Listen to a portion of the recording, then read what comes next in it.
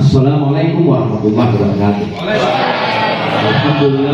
Alhamdulillah yahdi man yasha'u ila siratal mustaqim. Asyhadu an la ilaha illallah wa asyhadu anna Muhammadan abduhu wa rasuluhu, amma ba'd. Wa qad qala Allah ta'ala fi kitabil karim, a'udzu billahi minasyaitonir rajim. Kuntum khayra ummatin ukhrijat lin-nas ta'muruna bil ma'ruf wa tanhauna 'anil munkar wa tu'minuna billah wa billah. Yang kita hormati, kita muliakan ya, pendengar kita, adik saya Pak Ali bin Salim. Ini satu alma mater dengan saya di kampus Universitas Muhammadiyah Palopo yang dulu namanya STI Muhammadiyah Palopo. Saya alumni pertama dan sebelum menjadi alumni sudah menjadi asisten dosen terpermana, ketua jurusan, kepala BAK. Bahkan pernah menjabat 6 bulan pembantu dengan 3 baru saya tinggalkan menjadi kepala desa dan menjadi anggota DPRD 10 tahun di Hulu, wakil ketua, kemudian maju di provinsi periode kedua. Jadi saya sudah 18 tahun di DPRD. Saya bisa begitu karena saya berusaha memiliki nilai-nilai kepemimpinan.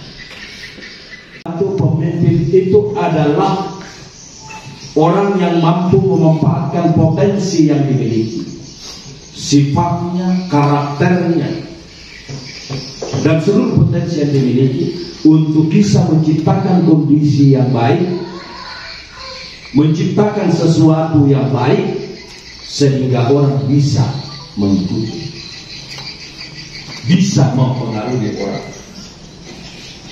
sehingga lahir manajemen sebagai suatu seni, manajemen sebagai art, manajemen sebagai sains. Dari pemanfaatan potensi yang kita miliki, karena semua orang memiliki potensi, memiliki karakter, memiliki sifat, memiliki kekuatan. Nah, bagaimana diolah potensi itu, baik sifat, karakter, kemampuan, kekuatan fisik, kekuatan rohani, untuk menciptakan sesuatu, untuk menciptakan kondisi yang lebih baik sehingga kita bisa mempengaruhi orang dan bisa diikuti orang. Akhirnya kita bisa tampil sebagai leader, sebagai pemimpin.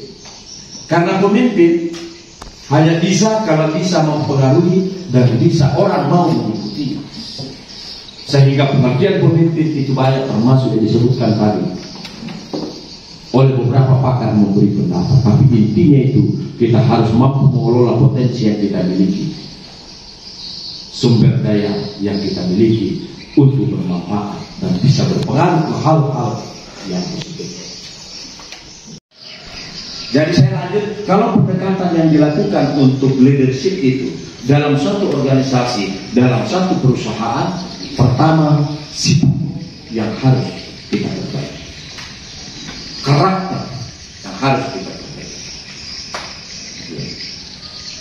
Itulah sebabnya kalau kita merujuk ke sifat-sifat kepemimpinan Rasulullah yang diteladani sehingga diakui sebagai 100 tokoh yang berpengaruh, diakui oleh non-muslim bahwa Rasulullah memiliki karakter kepemimpinan yang berpengaruh di dunia.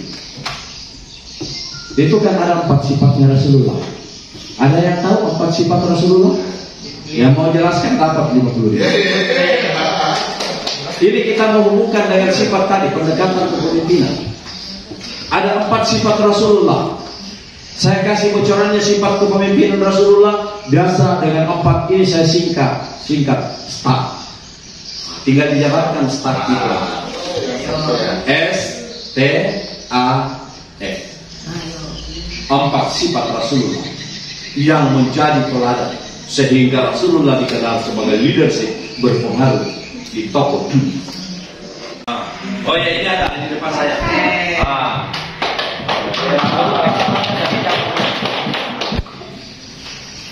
Assalamualaikum warahmatullahi wabarakatuh.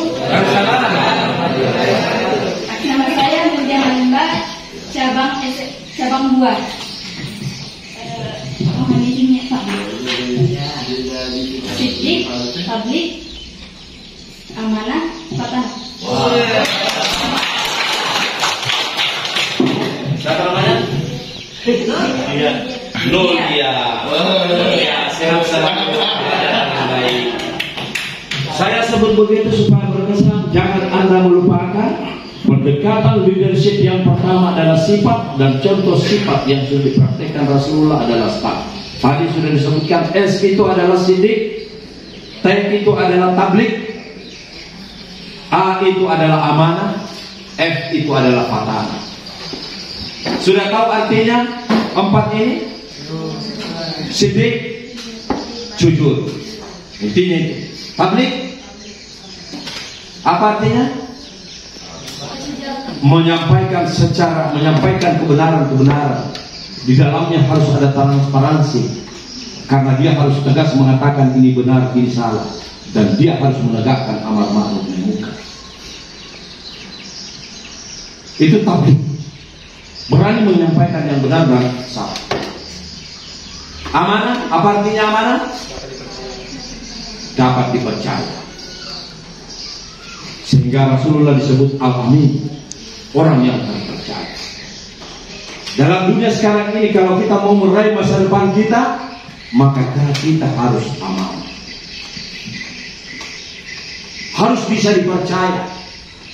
Modal yang utama dalam berbisnis, dalam sekolah, harus dipercaya, harus bisa dipercaya. Ia ada, ia ada. Tidak boleh lain kita katakan sama orang tua kita, sama guru kita, lainnya. Kalau di kapal suci, kita sudah berjanji dengan iman dan akhlak kita menjadi kuat. Tanpa iman dan akhlak kita menjadi lemah. Harus kita buktikan dalam tindakan dan perilaku kita, sifat-sifat kita, karakter kita. Ini pendekatan yang pertama tentang sifat. Kemudian fatanah, apa itu fatanah? Tadi start sudah dijelaskan. Siddiq, tabligh, amanah, fatanah. Fatanah itu artinya apa? Cerdas. Fatanah itu cerdas. Apa bedanya pintar dengan cerdas?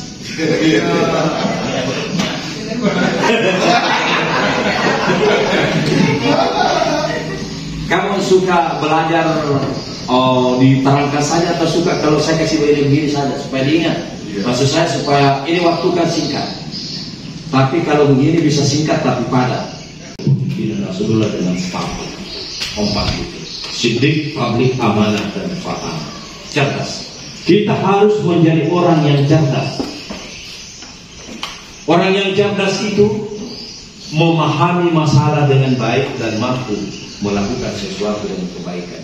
Itu berhubungan pula dengan tabligh, menyampaikan. Ada orang yang pintar tetapi tidak mau menyampaikan. Banyak orang yang kaya tidak mau berzakat, tidak mau berinfak, tidak mau bersedekah.